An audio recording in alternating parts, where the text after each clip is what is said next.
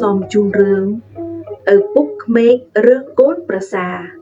các bị preng ní miên ta cha mà nẹ nâng đôn cha mà nẹ đứt sóc mùi ta cha dài cha nú miên côn cầm mồm mà nẹ rút lọ na nẹ na từ đỉnh đắng có cót mình prom ao ấy cót tha nẹ na tom mình chê mà đai kê bán tớp cót oi côn chỉ propun nẹ nu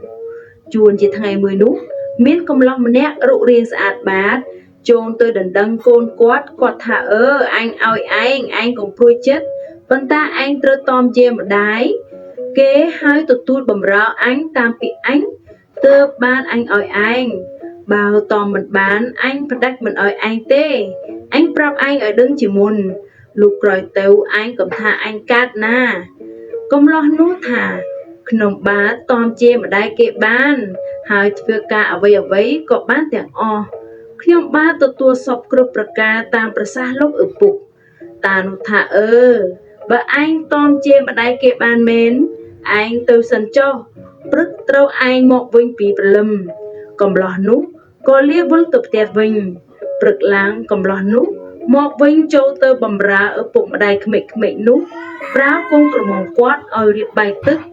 oi nhẹ cầm lò nút xí ruột hai ta nút có prap từ côn prasa tha này côn cho côn từ chập ra bay từ chùa sre côn anh chùa đồ rap đol thmon nơi ai sre nút dùng teo hỏi xâm ánh đót cờ bay nè cầm lót tới chắp cờ bay một tấm hỏi tập chùa sre tam pi plum đót ngay trắng có thmo bùm dùng cờ bay đa bùm ruột có thmo chết để chân bùm dùng so nè cầm lót lên bay na truam bùm ban chê mà đài tha mà đài à thmo ní cana đừng dùng láng cầm lót nú chê tè của nó ta nú có stu tranh pi cởi thmo một tha nói cho anh đọc cờ bay lên hơi tục tệ anh cho anh phải đặt côn hơi bật anh tôm mà đai mình ban cầm lo nút còn đọc cờ bay lên hơi tục tệ vinh ngày còi mốc miên cầm lo mình nè chốt tư đỉnh đăng côn ta nu tiết còn co bằng quặp đôi cầm lo mồn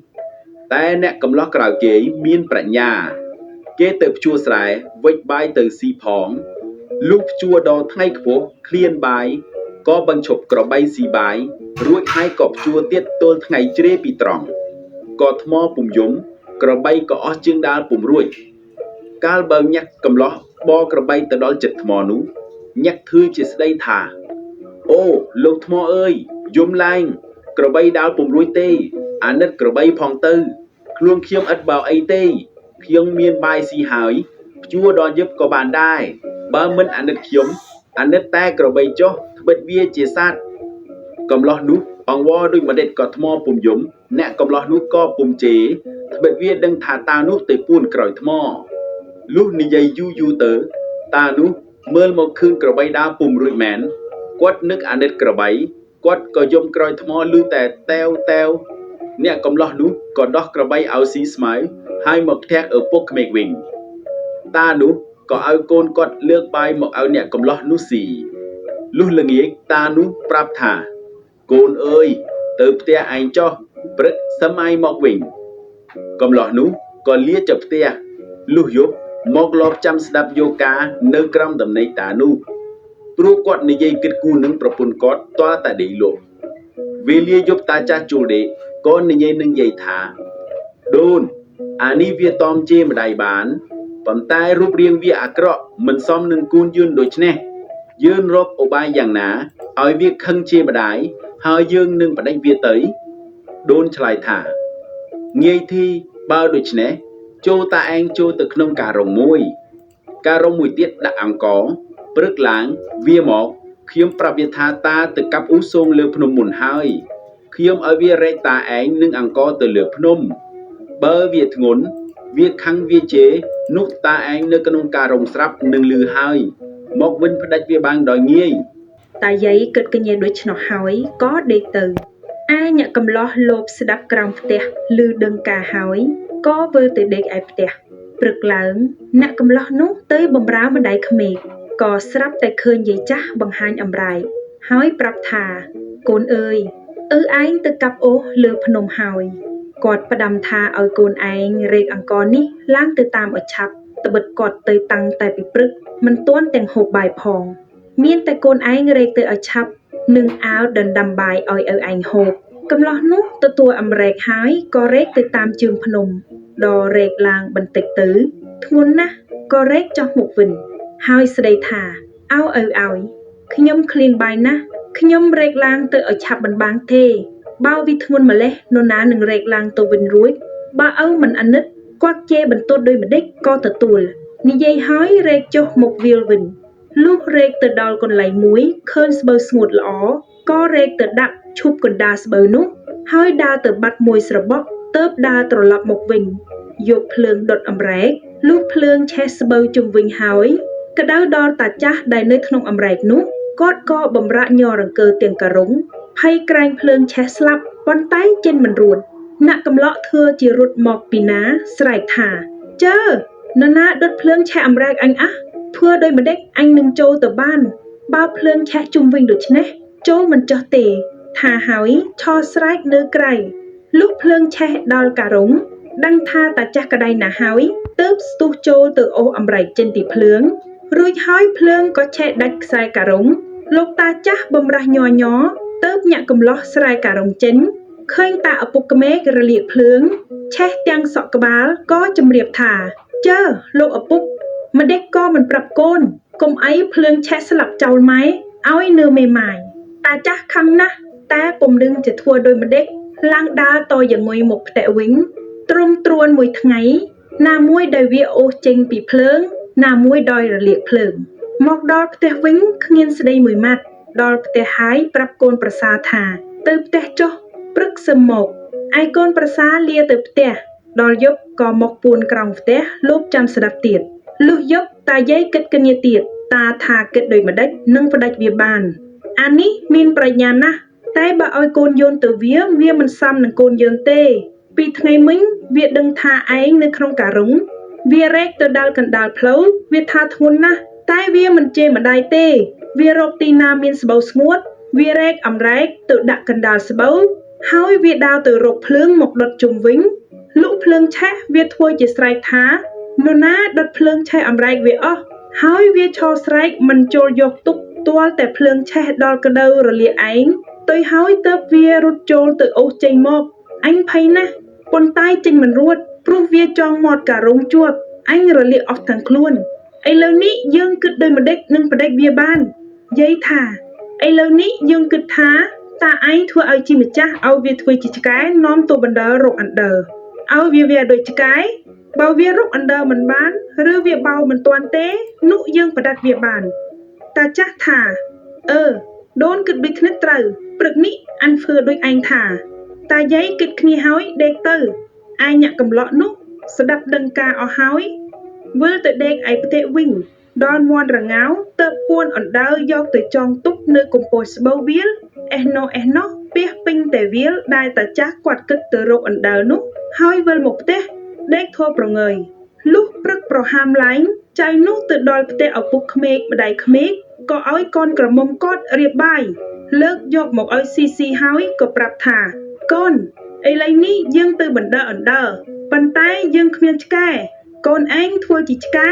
ឪធ្វើជាម្ចាស់យើងទៅរកក្រែងបានមួយពីរយកមកស៊ីចៅនោះឆ្លើយបាតហើយតាចាស់ពួនបាយសំណុំទឹកបំពង់ដល់ចេញពីផ្ទះទៅចៅនោះក៏បោលជើង4តាមក្រោយទៅដល់វាលកន្លែងវាចង់អណ្ដើនោះវាក៏បោលទៅមុខចូលកំពតស្បូវមួយធ្វើជាកោងងតាចាស់រត់ទៅដល់វាខំបានអណ្ដើមួយហើយទៅទៀតខំបានអណ្ដើ7-8ដល់ថ្ងៃត្រង់តាចាស់ឃ្លានពេកណាស់ក៏អង្គុយគិតនឹងស្រែបាយស៊ីឆ្កែមើលទៅខាងឃើញក្របីមួយហ្វូងក៏បោលទៅដិនក្របីបោលចូលស៊ីស្រែអ្នកស្រុកតាចាស់ឃើញហើយរត់ទៅដិនក្របីចេញពីស្រែឆ្កែបោលមកស៊ីបាយអស់ហើយបោលទៅបាក់ឯឪពុកភ្នែកជាម្ចាស់ឆ្កែ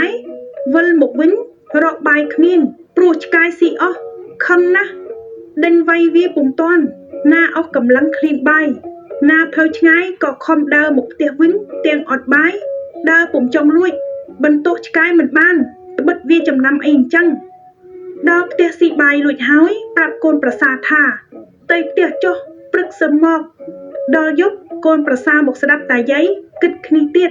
លុយប់តាយាយចូលដេកតាប្រាប់យាយពីរឿងដែលកូនប្រសានោះធឿសັບគ្រប់ហើយតាឲ្យយាយជួយគិតទៀតដូនចាស់ប្រាប់ថាពីមុនវាធ្វើជាឆ្កែតាឯងធ្វើជាម្ចាស់បានជាវាធ្វើបាបតាឯងបានដូច្នេះព្រឹកនេះតាឯងឲ្យវាធ្វើជាម្ចាស់ម្ដងឯតាឯងធ្វើជាឆ្កែវិញតាយាយគិតគ្នាហើយដេកទៅចៅនោះលបស្ដាប់បានការហើយក៏ទៅដេកឯផ្ទះវាហើយព្រឹកឡើងចៅនោះទៅបម្រើឪពុកក្មេកម្ដាយក្មេកទៀតតាយាយឲ្យកូនក្រមុំលើកបាយមកឲ្យវាស៊ីរួចហើយតាក៏ប្រាប់ថាកូនអើយពីម្សិលមិញឯងធ្វើឆ្កែថ្ងៃនេះឯងធ្វើម្ចាស់អញម្ដងអញធ្វើឆ្កែវិញចៃនោះឆ្លើយបាតហើយប៉ុនបាយនឹងទឹកទៅឯតាវាធ្វើជាឆ្កែបោលតាមក្រោយលុះហួរពីផ្ទះបន្តិចទៅវាខំដើរយ៉ាងលឿងកុំឲ្យឪពុកក្មេកវាបោលទាន់តាបោលពុំទាន់ត្បិតខ្លួនចាស់ដើរទ្រុបតាមក្រោយវាឯវាក៏បែរមកថាឆ្កែអីស៊ីតែបាយអង្អស់ទៅមុខមិនទៅដើរតែក្រោយម្ចាស់រកអណ្ដើកមិនដេចបានថាហើយវាឆ្កែឲ្យបោលទៅមុខតាបោលខឹងស្មៅមិនរួចចេះតែដើរតាមក្រោយ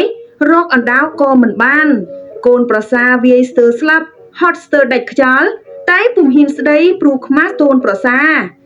លុះតែឆ្មាយដល់ថ្ងៃត្រង់វាស្រាយបាយស៊ីហើយវាថាឆ្កែអីរកអណ្ដើកមិនបានដើរតែក្រោយមនុស្សស៊ីតែបាយអង្អស់ហើយវាបង្អត់មិនឲ្យបាយស៊ីវាឲ្យតែចុងឆ្អែង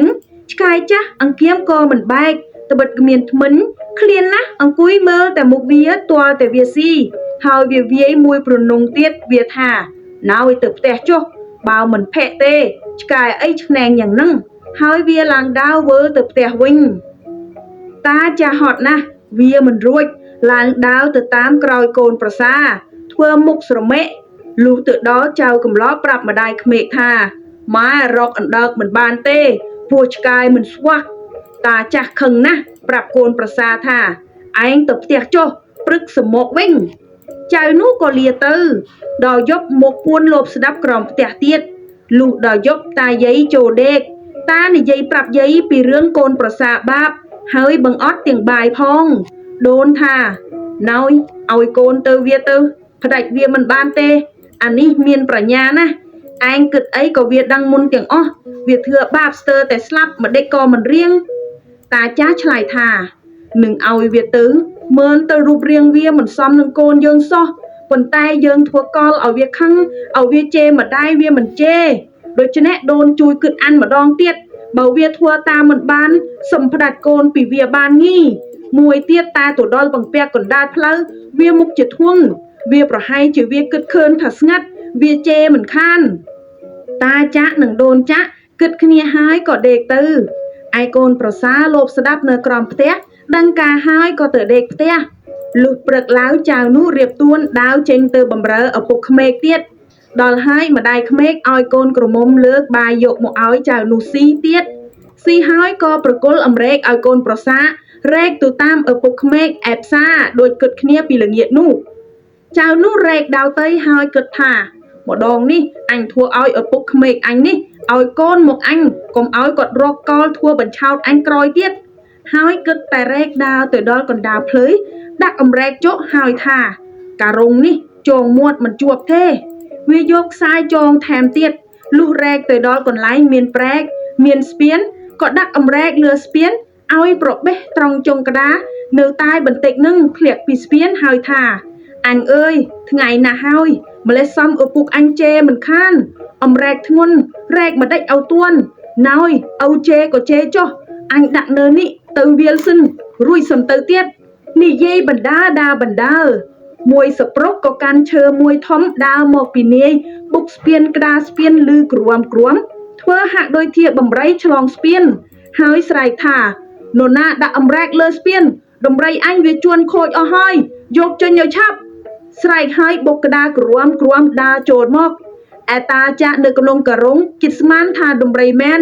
ភ័យក្រែងជួនស្លាប់ក៏ខំបំរាស់ជាផ្លូវដំរីហួសពីក្តារធ្លាក់ទៅក្នុងទឹកចូលការុងគួតឆ្លក់ទឹកត្រដោញ័រទាំងការុងស្ទើរតែនឹងស្លាប់ឯកូនប្រសាឃើញដូច្នោះ ក៏ទុកឲ្យផឹកទឹកបន្តិចឲ្យខូចទៀតហើយធួយជាដើមមកពីវាលស្រែកថានរណាហ៊ានបោដំរីឆាយអំរៃអញឲ្យធ្លាក់ក្នុងទឹកទៅទឹកអង្គរអញអស់អូអញអើយឲ្យជេរថែមទៀតហើយថ្ងៃក៏កាន់តែខ្ពស់ហើយអង្គរទៅទឹកថែមទៀតឯនគូនកំឡោះឃើញឪពុកក្មេកបំរាស់ញ័រក្នុងការុងក៏ថាអូមានត្រីមកប្របិផងណយអញចង់ទៅស្រង់មកមើលសិនថាហៅក៏លោតទៅស្រង់ឡើងមកមើលហើយថាអើយបើវាទៅទឹកនឹងស្រ័យហាលថ្ងៃហៅរែកយកទៅឲ្យម៉ាធួននំបញ្ចុកទុកឲ្យឪថាហើយស្រ័យមឿនឃើញតានៅក្នុងការុងក៏ថាឪអើយម្ដេចមិនស្រ័យប្រាប់ខ្ញាំងកុំអីស្លាប់ទៅហើយគេបោដំរីមកពីណាមិនដឹងគេឲ្យដំរីឆាយធ្លាក់ទៅក្នុងទឹកតាលឺហើយឡាមឈរដាវវើលមកផ្ទះវិញមិនមានស្ដីមួយម៉ាត់ដល់ទៅផ្ទះអស់ចំណែកពុំហ៊ានគិតទៀតក៏រៀបការកូនក្រមុំឲ្យទៅអ្នកកំឡោះនោះទៅនិយាយយប់ផ្ទប់ព្រៃនិយាយថ្ងៃព្រៃមានត្រជាអរគុណសម្រាប់ការសន្តាប់របស់ពុកម៉ែបងប្អូនទាំងអស់គ្នាកុំភ្លេចជួយ Subscribe ម្នាក់មួយផងដើម្បីទទួលបាននូវវីដេអូក្រោយៗទៀតសូមអរគុណ